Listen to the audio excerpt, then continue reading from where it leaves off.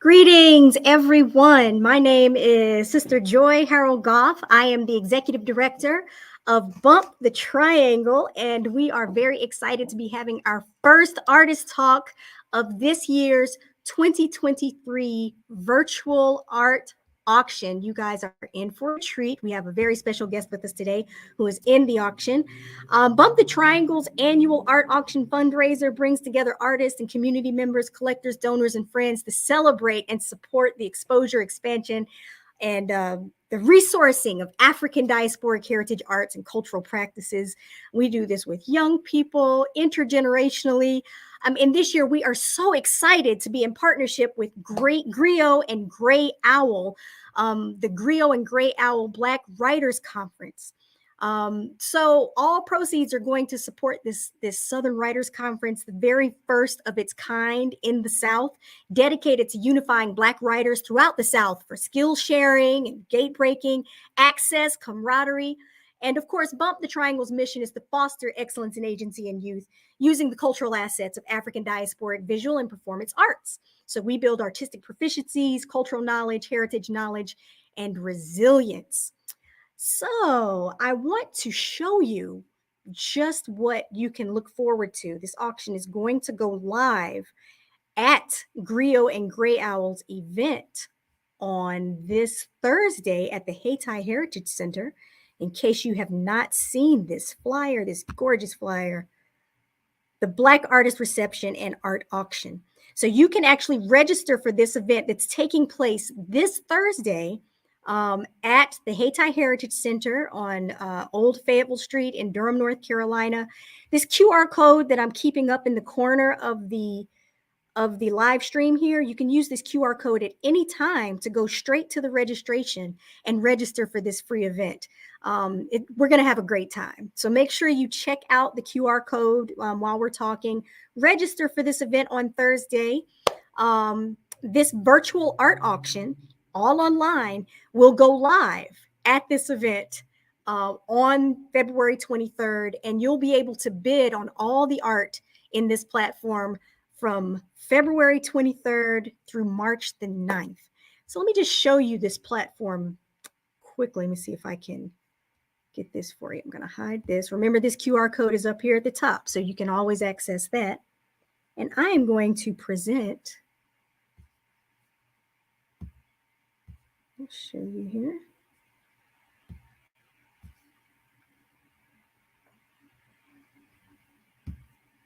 There it is. Before we our artist, check this out. So this is the platform for our 2023 virtual art auction fundraiser. And I'm going to share with you how you can access this platform. You can look at the art now, but you won't be able to bid until Thursday. But it's very user-friendly, very, very intuitive. And just look. I have to give you the link where you can peruse and look more deeply as you have an opportunity. But already, so much art in this platform bid on. Gorgeous pieces. And I'll tell you a secret. There's more that's going to be uploaded into this platform before Friday. But Thursday is when you can start bidding. But you can see there's lots to, and I'll show you quickly how easy it is to bid when you get to the art. I'm purposefully gonna come here and stop right here because we're going to be able to speak to Tiffy Inks in just a second. But here's some of the works that she is submitting for you to bid on. And let's say I really like this. This speaks to me. I want to bid now. If you want to have more information, you just go here.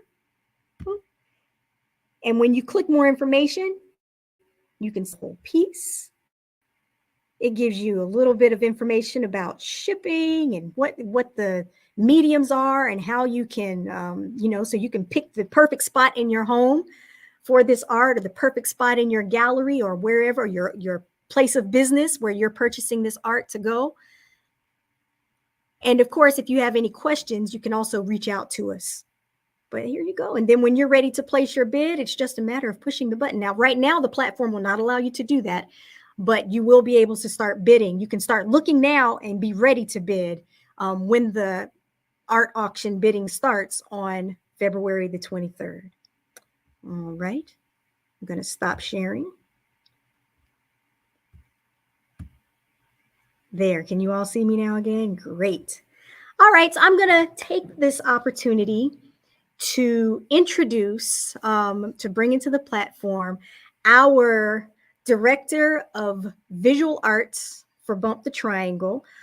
He's also our JEGNA, who works with youth in our programming. He's been an educator in Durham Public Schools, an arts educator, and has touched so many people in this community for I'm going to just go ahead and say 3 decades. It's just about 3 decades that he's been working with youth and working with our community. Today, I'm bringing in Baba Malcolm Goff. Hey. Hi, how are you? I am well. So, Malcolm, Hi. I'm going to turn it over to you to introduce our artist today for the Artist Talk. And I'll be here if you need me, but you won't see me. I'm just going to be in the background, and I'll handle all the tech for you. And I'm looking forward to the conversation. Okay, cool. And as I'm introducing Tiffy Inc. here, Tiffy, I also invited you on the Instagram Live. I don't know if that's too much going on to pull you in on there as well. So I don't know. All right. So Tiffany Wilson, aka stage name Tiffy Inc., is a pop artist living in Raleigh right now, I believe. Right? You can fix it if I'm wrong about your city, but North Carolina, more importantly. And I think that pop art is a really important genre to be in and explore, especially as a young Black woman. And because there's so much that happens in our culture that is pop related, that we need to have more voices coming from Black women, especially Black women of her generation. And so I hope you could expand on that a little bit more, Tiffany, once you get in that. I think that a lot of kids, like middle school and high school age, even down to like our daughter is 3rd grade, and she doesn't realize it, but she's very into pop art. But people don't understand that as a genre and what that means. So I'm hoping that you can talk about that a little bit more. And I definitely got some good questions for you. And yeah, let's kick it off. Okay. So did I get Raleigh right? Yes, you did get Raleigh right. Okay. Cool. All right. So okay, let's start off with you want to talk a little bit about pop art real quick, or let's jump into more about you. We can do either or I can do like a combo mix of both. Okay. So all right, let's go also with you and that what brings you joy? I would say my love for cartoons. I am an 80s baby. So I grew up watching a lot of shows from Cartoon Network, things that were on shows of Boomerang, like Scooby-Doo. Jabberjaws is another show of mine I do like to watch. Even shows into Nickelodeon, like Rugrats, Wild Thornberries. Even they have the Saturday morning cartoons that will show, I think at one point was Fillmore, Sabrina the Teenage Witch. What else they used to have? Sonic the Hedgehog was also another fan favorite of mine as well. Cool. Do you pull some of that imagery in on your art? Yes, absolutely. Okay. Cool. All right. I like how we're able to look at it as you're talking. Cool. So what about those cartoons like really just like spoke to you and then continue to speak to you as an adult? I think for now, I'm always still obsessed with cartoons. Even now as an adult, I think growing up, that kind of gives you the chance to kind of give you escape from reality of things. I always loved cartoons as a kid, will always continue to love cartoons. And I think that there is a small group of community of people who can say that can agree with me. They still watch it themselves. But even though, cartoons has evolved so much over the years from how they have shows like Rugrats, even now, so they have more comic shows like Bob's Burgers, and even shows like Rick and Morty. So I think for those, they still kind of resonate with me. And so that's how I kind of feel like, let me add this into the type of work that I do. So even now, like watching, like looking at old vintage comics that I would see from Google, and I've noticed that there's like a lack of color for some of them. And I feel like, well, let me put my spin into it. Let me give it some color, add more people of color, and as well as incorporate them with some of the sayings that either I grew up hearing, or even now that some conversations that I either may have, or other conversations that I still hear from people, to kind of give it that cultural, cultural ties to it. Right. And then like, you're talking about Rick and Morty in terms of like current day things, and then the Rugrats, right, from like a generation ago. Such like really important commentary that they would have. Yeah.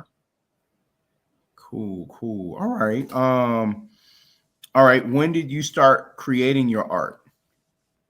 Started as a kid. Was curious to see what I was even capable of. So I used to take the comic section from the Washington Post, and I would try to like sketch out the characters from Baby Blues. I think Beetle Bailey was another one. Garfield.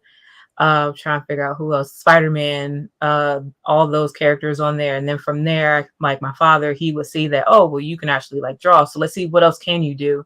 So from there, I would still do just regular pencil sketches, and then I would start going in with Sharpie markers. I didn't start really getting too much into coloring till probably maybe middle school, high school. My dad put me in a art instruction program, that little infomercial that you see on TV, where it's like, if you can draw this, then you can do art type of thing. So yeah, that was my dad. So from there, we would go ahead and they send you like different assignments, and it's from all different types of mediums, from charcoal to calligraphy to watercolor to clay, and you will have to mail the instructions back. And that's when I got introduced to doing different other types of mediums. And granted, some of those assignments were a little bit harsh when they were graded back to me. And I'm just like, look, I'm just a kid. I kind of, I don't even know if this is really my calling just yet. Like, just be a little easy on me. From there, I didn't start getting into painting until 2018, actually. So I haven't been painting that long. Okay. And I guess from there, everything I felt like Bob Ross I used to watch was a complete lie at that moment. I'm like, wait, everything that he said, I could not resonate at all. So I guess I had to learn, okay, well, let's take it back. Let's figure out what works for you. How do you take from doing illustration for so many years into your paintings? So I had to take time, watch a bunch of YouTube, that people call it YouTube University, as well as reaching out to like my other art peers, learning different types of brushes, finding out which medium actually works, as far as using whether acrylics would work, do oil paint work, do watercolor work. And I felt like the only thing that works best for me is acrylic paints. Then I had to learn the different types of acrylic paint, from heavy body to soft. And I realized heavy body is maybe a little bit too thick. So I found that working with something a little bit more fluid. So I like fluid paints, soft body paints. Those work best.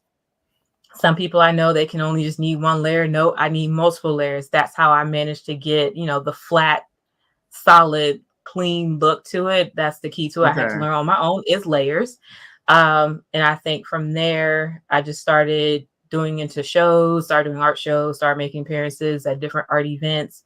And then now, want to say a little bit of last year, I started doing live paintings at certain events. I think here in Raleigh, we have something called Taco Tuesday. That's how I started off at first. And then from there, I did live painting for a Good Trip Gallery as well, which was also fun. And so that kind of opened me up to where now it's like any event that I do, 9 times out of 10, I'm going to live paint, because it helps with the nerves, but also makes the time go by faster. But then it also draws in the attraction for people to come, to your table and to be like, oh, wow, like how long does it take you to paint, et cetera, et cetera. So, yeah. Right. there's that little bit of magic that's in there too that, you know, people Yeah. think, and then, you know, they see us working live, and, you know, I think they're interested, but it still, I think, feels like magic to a lot of people. Yeah. I like you're talking about like the transition. How many years were you an ink illustrator before you made that jump in 2018 to using paint? Decades, I guess I would say. Mhm. I'm in my 30s now. So I started probably middle school. I was maybe what, 11, 12, or I want to say. And then Uh-huh. from there, I just kept going at it, still kept drawing, illustrating. Um, I think the largest piece I've done so far, just with markers alone, is an 18 by 24. And I felt like, okay, now it's starting to get a little bit too heavy, too strenuous. So I was like, well, let me try, Okay. a different medium and see what else I can be good at. Cool. And then that you jumped into paint and Yeah. using color. Was it intimidating at first? Absolutely intimidating. I cried the very first time I completed painting because I'm like, this is nothing how I expect it to be. Everything that I've seen from watching videos I was like, this is not it. Like, what is going on? What is wrong? So I actually stopped for like a few months and I was like, oh, I don't want to do this again. But then I was like, no, no, no, no. Let's figure this out. Let's figure out what's going to work best for you. So I just once again got back to note paper and pen, started writing notes, figuring out what is it that I did wrong, how do I fix it? And that way when I started again, I was like, okay, we're going to take all the notes that we've learned, we're going to fix it, we're Uh-huh. going to apply it. And so from there, that's when I was like, okay, finally we're getting somewhere. I liked how my colors were saturated enough, and I'm like, yes, this is how I need to have all of my paintings to look moving forward. I love that. You know, we have a group of youth that we work with Bump Mhm. the Triangle, who are visual artists, and we have our musicians and everything. And then also too, I've been like Joyce said, I've been teaching art to young people for 26 years now. And Mhm. what you just said is like everything that I tell them, you know, including the part where, you know, it's like you start something in your head, it's like this great idea. And then about halfway through, there's usually an oh crap moment. And you're like, uh-oh, did I just mess this up? I started it out really Mhm. strong, right?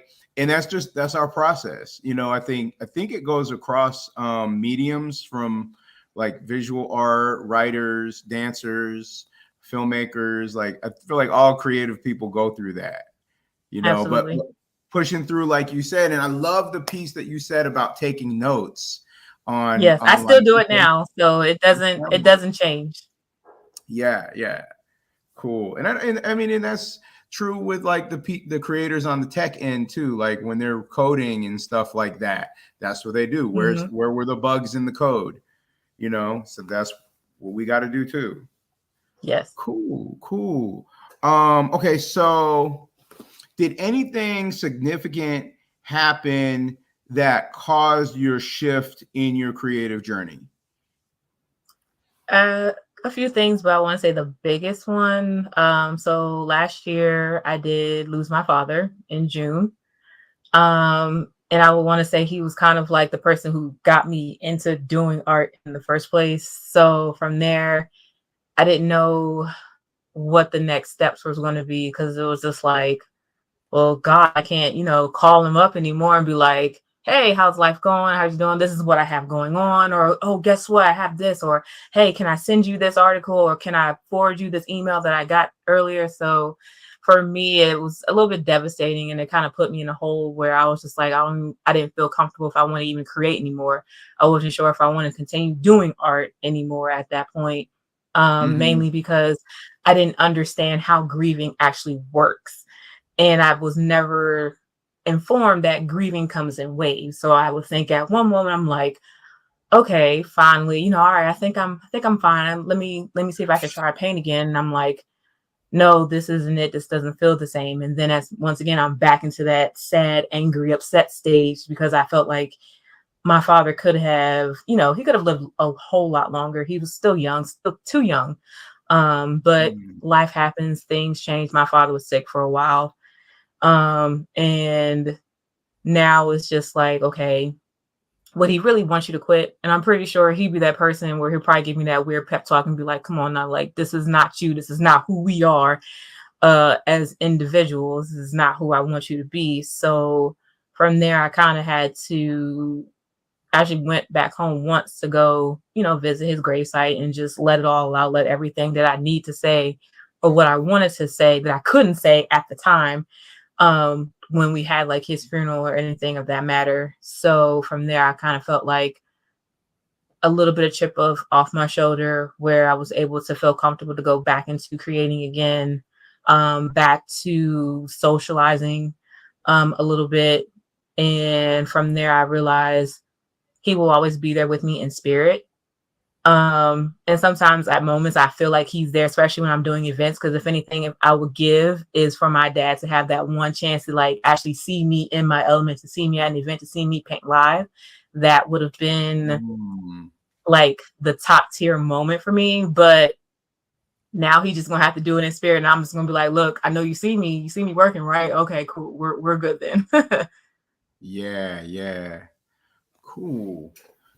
Yeah. I know that feeling of feeling like, they're here with us still, Hmm. they're in the other realm of the ancestors now, right? And Yeah. so hopefully protecting us and keeping eyes on us, right? Right. Great. We got to connect more. Okay. What influences you most artistically? Ooh, 80s and 90s cartoons for sure. My art peers, there's so many of them that I hang out with, even here in Raleigh. Some of them I know back at home. They're all different styles, different mediums, and I like that we're all different in some sort of way. So for me, it's like I like going to events that they're a part of, and I get to watch how they do their own creative process. In which for me, sometimes I might brainstorm me an idea where I'm like, you know what, maybe I want to create using this color palette that one of my friends did, or maybe a conversation that one of our art peers might reach out to me for advice. And I'm like, you know what, let me write this down real quick. Let me save this for my own self and then maybe apply it for something else that I want to work on. So definitely shows I used to watch, and definitely like a lot of my art peers that I look up to, whether they're here or back at home in Maryland, which is where I'm originally from. Okay, cool, Mhm. cool. And some people are tuning in right now too. Yeah. You hear Randall said, "You're the truth." Um, Yes, that's yeah, my yeah. male best friend. Okay, okay, cool, cool. And Randall said, "Your growth has been amazing. Aw. Her growth has been a journey." Okay. And then Dream said, "Great seeing the growth from the start too." So yeah, people Yeah. are really feeling your growth, and that's always fun to watch that in Mm. people, and um just growing, and it's fun to see it in yourself, right? Yeah. Yeah. What where do you see yourself maybe heading towards? I mean, because we never know where we're really going, Yeah. fully, because something might happen. But like where do you see your trajectory moving? I right now, art is my side hobby. I do have a regular 9 to 5, Monday through Friday. Um, but in an ideal world, I want to get into more galleries. I would love to do galleries, exhibitions. I would love to plan a solo art show. It's been a brainstorm in the moment, but nothing has been like clear, concise, confirmed. I know that takes time. But definitely I want to do a lot more galleries. I want to figure out how do I get the contracts like certain artists, certain other pop artists that I've seen where they're being paid to have their work exhibited in places not just the US but also internationally. So I'm trying to figure out who do I need to talk to get that ball rolling at some point, because I feel like if they can do it, and there is pop art, I guess, is like such a male dominant thing, then why can't I as a black female do it? Let me set that tone, since I feel like there's not enough, or I hardly think there's not really any person of color that has taken over the pop art industry, I want to say. I think we have other artists who are in other genres, such as abstract, your sculptors, you have your landscape people, and we've dominated that as well from a Black male and a Black female standpoint. But I don't think I can think of in my head, unless somebody might know, um, of a pop artist who is on that same level as them. And I feel like, well, let me get to that point. Let me set the tone so that way people below me or even people on my age group can be like, well, if she can do it, then why not me? Mm-hmm. So yeah. Right. Okay, and that for me that feels like a good jump into like our auction as well. And so for people who are joining and don't necessarily know all about what's happening, Tiffany Wilson is one of the artists who contributed art for the art auction for the 2023 spring art auction fundraiser for Bump the Triangle, which is we teach arts of the African diaspora to youth throughout Durham and the wider, Metro Durham area. And Griot and Gray Owl, which is a Southern Black writers artist group that is having a conference in the fall, which we would love for a whole bunch of people to come through. And, so there's a lot of ways that we as artists can get together, network, and be able to help each other. We have a couple of elders in the group, which I think I'm part of that group, although I feel too young to be an elder, but maybe. But also Paul Evans and Shambo Medina, Eric McCrae are all people who have contributed in the art auction this year.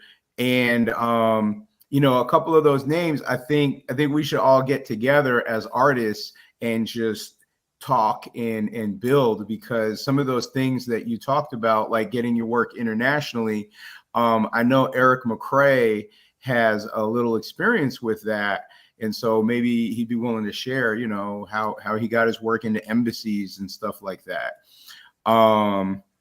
So, okay, just, a little plug for the event. Okay. What mistakes, Tiff, do you feel that you made in your process, and like things that other people could learn from? I will say, starting off in the beginning, like once I got familiar with painting per se, I was trying to keep up with everybody else who were either social media wise are constantly putting out work, or even people who were doing events where they're almost at every single event you could possibly think of. How they do it, I have absolutely no clue. But I was that person. I was trying to be eager and be in a rush with trying to complete my work instead of actually taking the time that I should have been doing to put myself out there on my own time and not necessarily worry about everything else that's going on around me. And in the long haul from that, I was constantly I was working on 5 to 6 custom commission paintings, maybe 6 or 7 of those a month, on top of doing 2 to 3 events, on top of trying to do live painting. And it actually resulted to me where I was not listening to my body. And health wise, I had to sit out from art for an entire month. Like my hands were hurting. I think I started to have like sores in certain parts of my body, and I just felt miserable. And I think from there, I had to learn, even my advice now for people, especially for those who are young, I get it. Social media is such a huge factor for a lot of us. And I get it that sometimes it's probably our ways of how we, get the sales or how we get the opportunities to do certain events.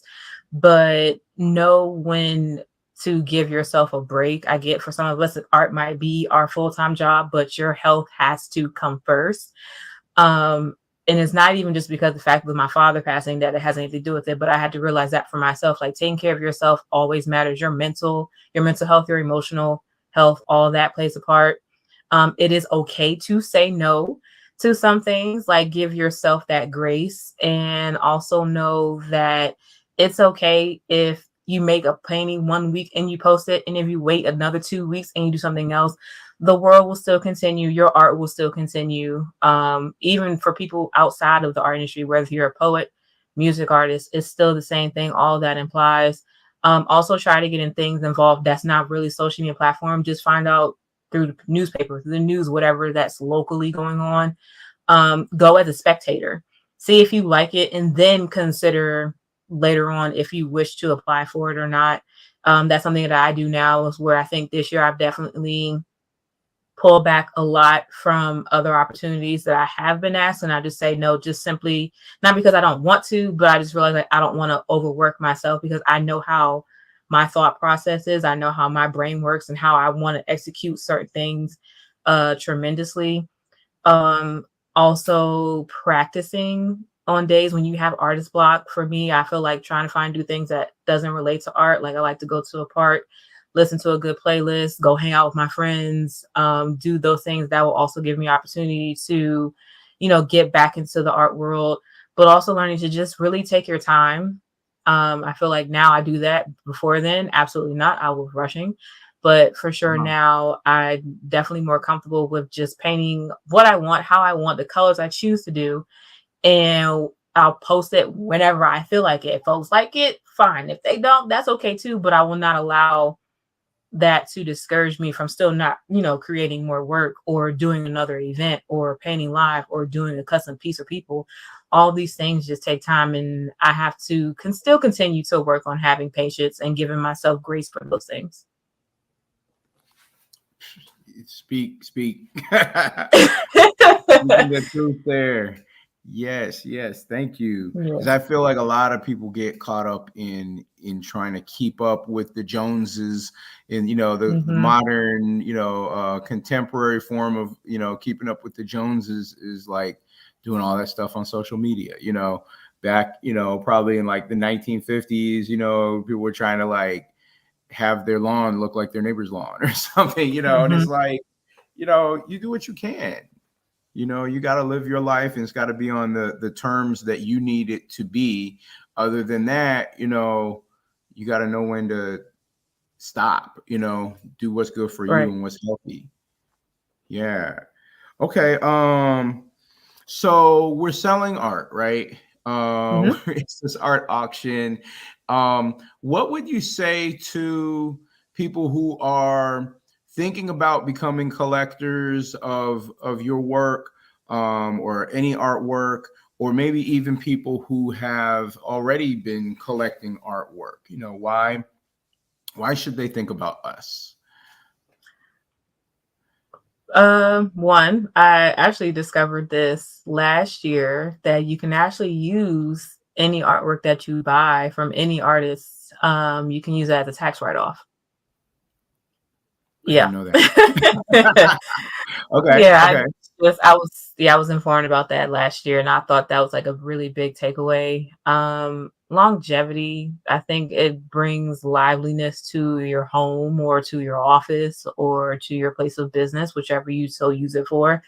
I think with mine, because of the color choices that I use, certain phrases that I might use with some of my pop artwork, even with some of my cartoon character ones that I've used, it might bring something to them that might resonate with their childhood.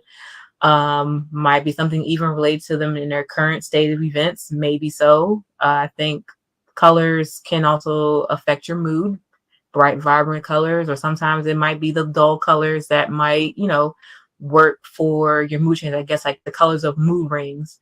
And so for me, I feel like that's why it's important, to have these things in your house, because you want something that's valuable. You want something that you want to hold on to, something you want to collect and keep and cherish and take care of. The same thing, like for reasons why people collect shoes or any other collector's items that they feel like, that's sacred to them, because in the long-term effect, it adds value in time as it gets older. Speak. Yes. It's your culture, like you mentioned, the shoes and food and everything, right? I think a lot of times we forget that what we have on our walls reflects who we are, like in our heart and in our spirit, the way we were raised, right? things Yeah. you might want to change. And I like the piece that you did, the I just want tacos, right? That cracks me up. You know, sometimes you need to look at something on your wall and just have a laugh, you know? Yeah. And so that can just be like a constant source in your life.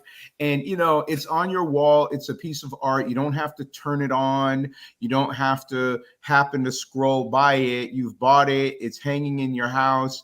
And every time Mhm. you look at it, it brings you a little bit of joy, and you might relate to it in a different way, you know, Yeah. at different times, you know. And so I And I'm a just heavy find that taco having, eater, so for sure. right.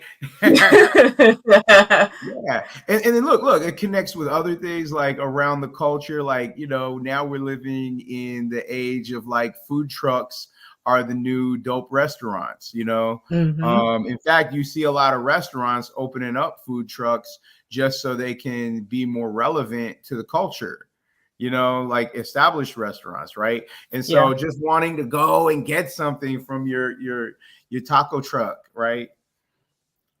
Yep. It can speak to us in a lot of ways, you know. And then of course there's, like you're saying, there's the piece about it being more valuable over time. It's just, you know, a lot of reasons to think about that. I, we were watching Insecure, and there was a scene where Issa just got her new apartment, and I was like, oh my gosh, because like she went to like some store, like I don't know, a department store. I don't want to name a name, but like you could tell like the art that she bought to hang on her wall was like from there. It's like, Mhm. oh, why didn't she spend some money buying from a local artist? But then like Yeah.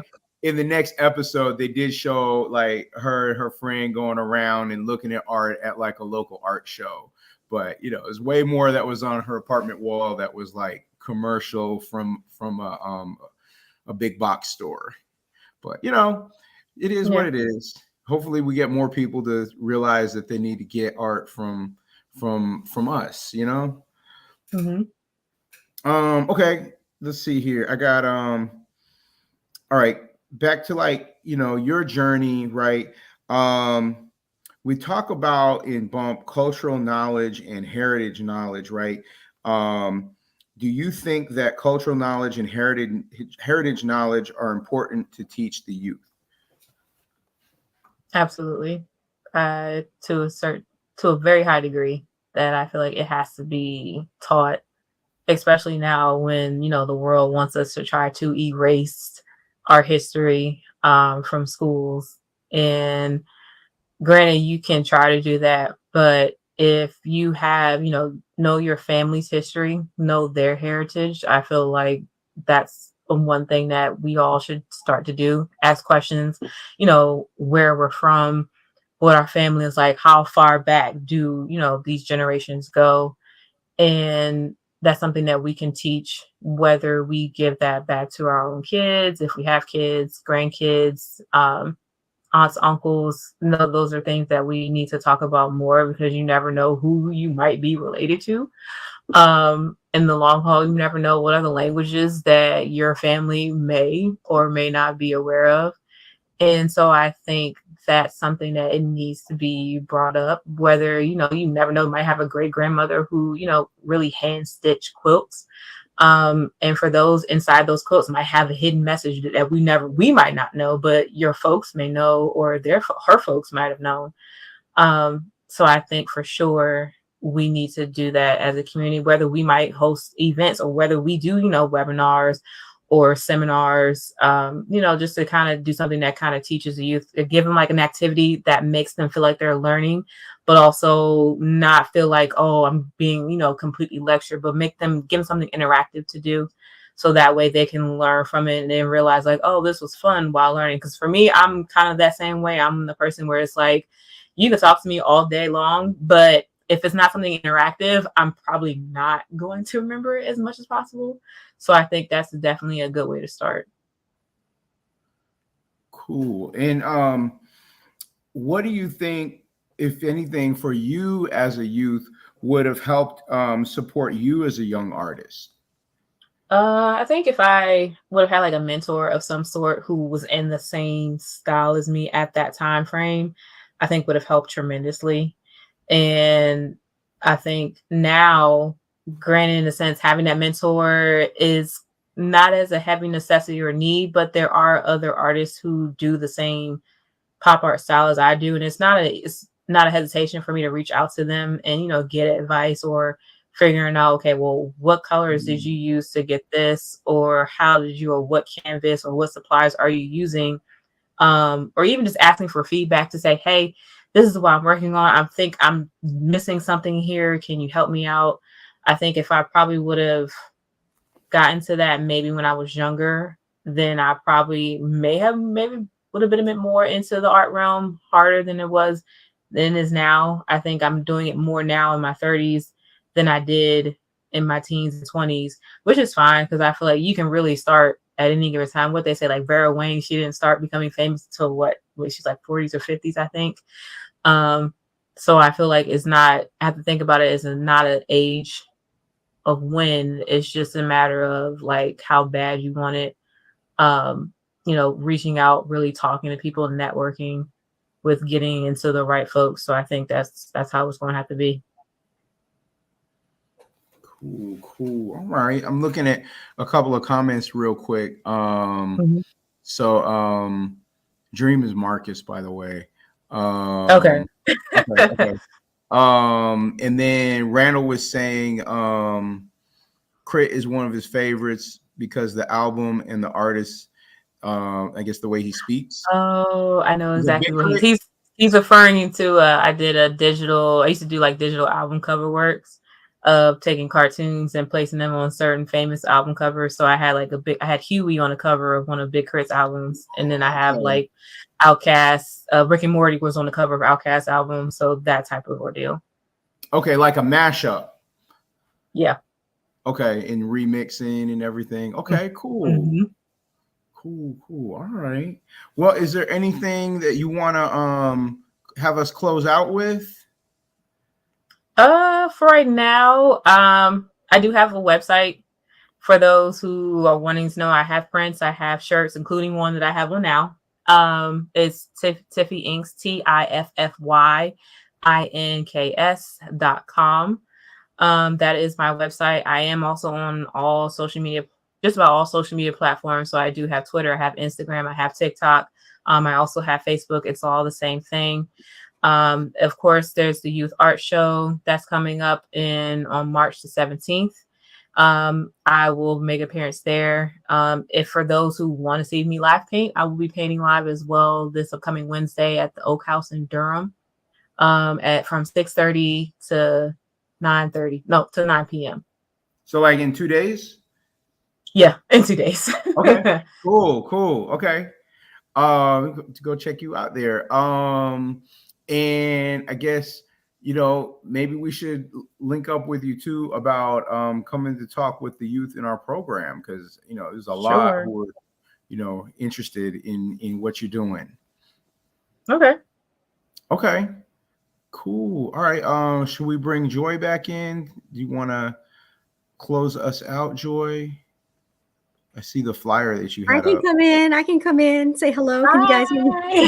Yes. Awesome. So I just wanted to, as we're closing out, I just wanted to, hit the points again, the things that you Mhm. don't want to miss. This Thursday, there is a live event hosted by Griot and Gray Owl at the Hayti Heritage Center here in Durham, North Carolina. I'll put the flyer up here. This is a black artist reception and art auction. So you can come out, you can bid on some work. You'll be supporting two amazing causes. One I being will be there. the Griot and Gray Owl Black Writers Conference that's going to be in Durham this fall, the very first of its kind. We're very excited about this conference. And this auction is going to be helping to support this cause, this event. So that QR code in the top before we come out of the stream, if you haven't done so already, click on the QR code. It'll take you to all the information about this live event on this Thursday. And it'll also help you can register. It'll take you straight to the place where you can register to attend. And hopefully we'll see you all there. The other thing I want to mention is that the art auction you can see it. You can see it ahead of time, even though you can't bid until this event on Thursday. It's when the bidding starts. You can see it ahead of time and prepare. So go to bit.ly, bid now. Let's see, I have that up here where I can show you. Bid now 2023. There it is. I see it scrolling across the bottom down there. Bid now 2023. And you can view the art ahead of time and prepare for the ones that you're going to be placing your bids on. And that auction starts this Thursday, and you'll be able to bid. The bidding will go on for 2 weeks.